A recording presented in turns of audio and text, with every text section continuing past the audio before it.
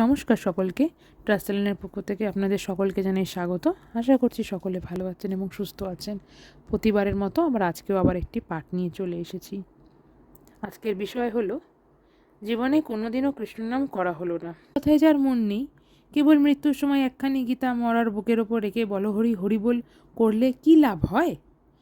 উত্তর, কথাই বলে প্রাণ থাকতে মুখে জল দিতে হয়, প্রাণ উড়ে গেলে জল দিয়ে কি লাভ।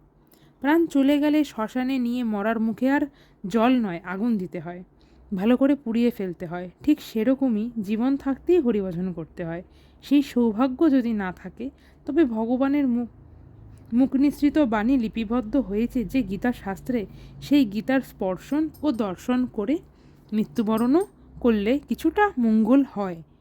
আর সেই সৌভাগ্যও যদি না থেকে থাকে, তবে মৃত্যু অবস্থায় দেহের উপর কেউ যদি গীতা রাখে, তবে নেই মামার চেয়ে কানা মামা তো ভালোই না। এই জ্ঞানে যদি একটু মঙ্গল হতে পারে। আশা রাখি আমাদের এই পাঠ আপনাদের ভালো লেগে থাকবে। আমাদের পাঠটি ভালো লেগে থাকলে আমাদের চ্যানেলটি লাইক এবং সাবস্ক্রাইব করে দেবেন এবং সকলের মাঝে এই ভিডিওটি শেয়ার করে দেবেন। ধন্যবাদ।